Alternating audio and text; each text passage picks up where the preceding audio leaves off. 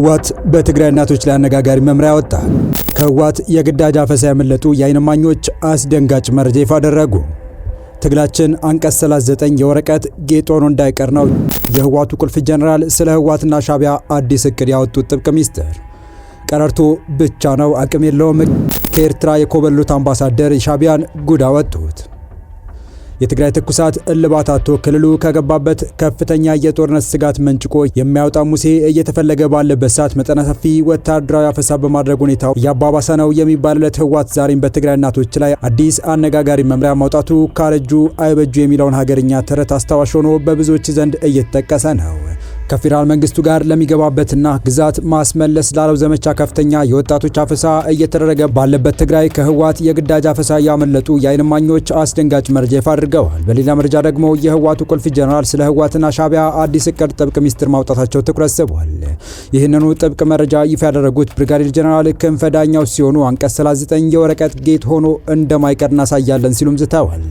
ይህ በእንዲህ እንዳለ ከኤርትራ የኮበለሉት አምባሳደር ስለ ሻዕቢያ ጦር ዝግጅት ያልተጠበቀ መረጃን አጋርተዋል። በዝርዝር እንመለከታቸዋለን። ሰላም ውድ የሁሉ ዴይሊ ቤተሰቦች እንደምን አላችሁ? ቻናሉን ሰብስክራይብ፣ ላይክ፣ ሼር ያደረጋችሁ እስከ መረጃዎቻችን ፍጻሜ አብራችሁን ቆዩ።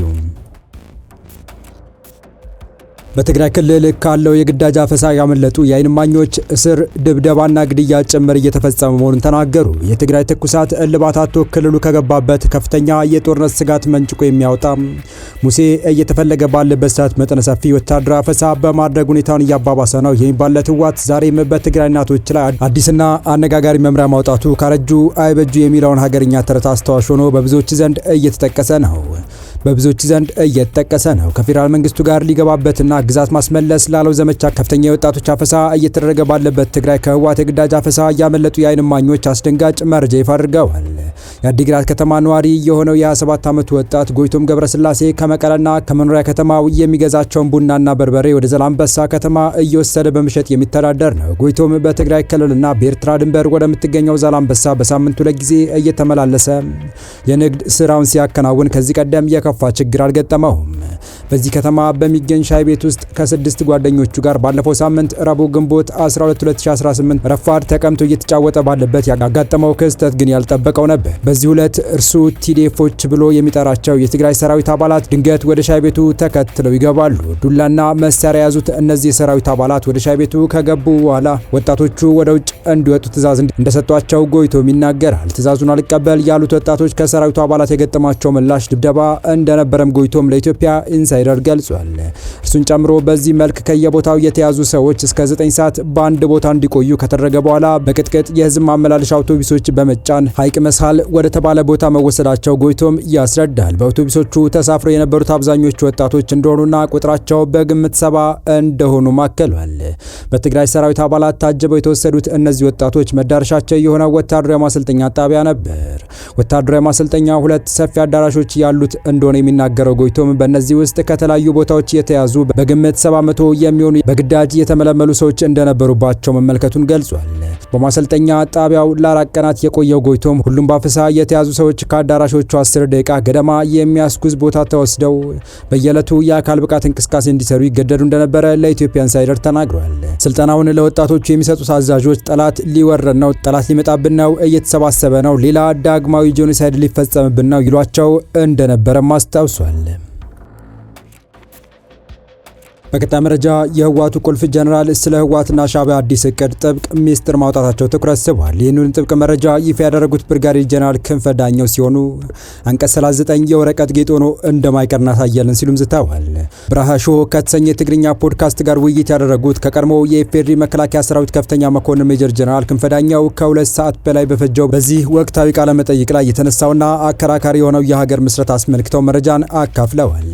በአሁኑ ወቅት በትግራይ ክልል ውስጥ የፖለቲካ ትኩረትን እየሳበና በከፍተኛ ደረጃ መነጋገሪያ እየሆነ የመጣው ነጻ ሀገር የመመስረት የፖለቲካ ፍላጎት የወደፊቱን የኢትዮጵያ ዕጣ ፈንታ ሊወስን ከሚችሉ አበይት ጉዳዮች መካከል አንዱ ሆኖ ብቅ ብሏል። ትላንትና እኚህ ከፍተኛ ወታደራዊ መኮንን በዚህ አንኳር አጀንዳ ዙሪያ የሰነዘሩት ጠንከር ያለ ትንታኔም የብዙዎችን ትኩረት ስቧል።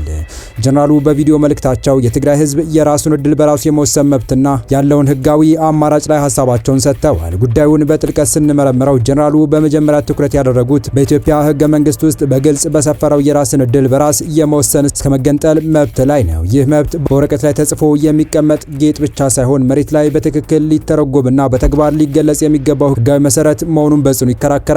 የፌዴራል ስርዓቱ በአግባቡ ካልሰራና የክልሉ ሕዝብ ሉዓላዊነት፣ ህልውና እንዲሁም ደህንነት አደጋ ላይ የሚወድቅ ከሆነ ይህንን መብት ተጠቅሞ አማራጮችን መፈለግ ተፈጥሯዊና ሕጋዊ ሂደት እንደሆነ ሲያብራሩ ተደምጠዋል። ይህ የነጻ ሀገር ምስረታ መስመር በዘፈቀደ የሚመጣ ሳይሆን የራሱ የሆነ ታሪካዊና መዋቅራዊ አካሄድ እንዳለውም ጀነራሉ በትንታኔያቸው አመልክተዋል። ሂደቱ በቀጥታ ከታችኛው መዋቅር ተነስቶ የደረጃው በሚገኙ የጣቢያ የወረዳና የክልል ምክር ቤቶች ውሳኔዎች አልፎ በመጨረሻም ህዝቡ በቀጥታ ፍላጎቱና ድምፁን የሚሰጥበት የፍሪደም ደረጃ ላይ የሚደርስ መሆኑን ያብራራሉ። ይህም ለሂደቱ ሙሉ ህጋዊና ታሪካዊ መሰረት እንደሚሰጠው ያስገነዝባሉ። ጀነራሉ እንዳሉት የፌዴራል ስርዓቱ በትክክል መስራት ካልቻለ ይህ አማራጭ የማይቀር ነው። በአጠቃላይ የፌዴራል ስርዓቱ ፍትሐዊነትን ማረጋገጥና የህዝቦችን መብት ማስከበር ካልቻለ የነጻ ሀገር ምስረታ አማራጭ ብቸኛውና የማይቀረው መንገድ ሊሆን እንደሚችል የጠቆሙበት ይህ የጀነራሉ ትንታኔ በትግራይ ህዝብ ዘንድ አሁን ላይ ካለው የፖለቲካ ስሜት ጋር ተዳምሮ በሀገሪቱ የወደፊት አብሮ የመኖር መዋቅር ላይ አዲስ የክርክር መድረኮችን የሚከፍት ሆኖ ተገኝቷል።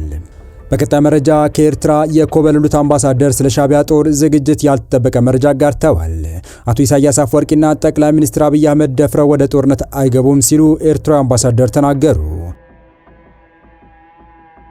ባለፉት 2 ዓመታት የታየው የጦርነት ወሬ ወደ ተግባር ሊለወጥ አይችልም ያሉት አምባሳደሩ ኢሳያስ ትራምፕ እግር ስር ወድቆ ስልጣኑ ማራዘም ይፈልጋል ሲሉም ተደምጠዋል። ከዓመታት በፊት የኢሳያስ አፈወርቂ አገዛዝ ተቃውሞ ወደ አውሮፓ የኮበለሉት አምባሳደር አምደ ብርሃን ወልደ ጊዮርጊስ በዛሬው ዕለት ከቢቢሲ ትግርኛ ጋር ሰፊ ቃለ መጠይቅ አድርገዋል። በቃለ መጠይቃቸው ባለፉት 2 ዓመታት የኤርትራ መንግስት ሲያደርግ የነበረው ዛቻ በእውነት ለጦርነት እንዳልሆነ ገልጬ ነበር፣ ሊያደርገውም አይችልም፣ ይህ አሁን የተረጋገጠ ይመስላል ብለዋል። በዚህም እንደማሳያ ያቀረቡት ፕሬዝዳንት ኢሳያስ አፈወርቂ በኤርትራ 35ኛ የነጻነት ቀን በዓል ላይ ባደረጉት ንግግር እንደባለፈው ዓመት ትኩረት አለመስጠታቸውን ነው።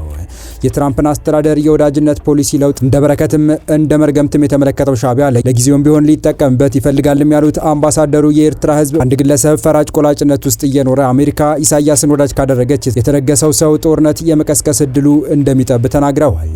አቶ ኢሳያስ ኤርትራ ፍጹም ቆሞ ቀርና እንደ ሀገር የቆረቆዘች ዜጎቿ በድህነት የሚማቀቁባት አገር ፈጥሯል ሲሉ የሚከሱት አምባሳደሩ ኢሳያስ አፈወርቂ ላለፉት 3 አስርት ዓመታት ኤርትራን አንቀው ይዘው ፈጽሞ ምንም አይነት እድገት ከማያሳዩት ቆሞ ቀር ሀገራት መካከል አንዷ አድርጓታል በማለትም ከሰዋል።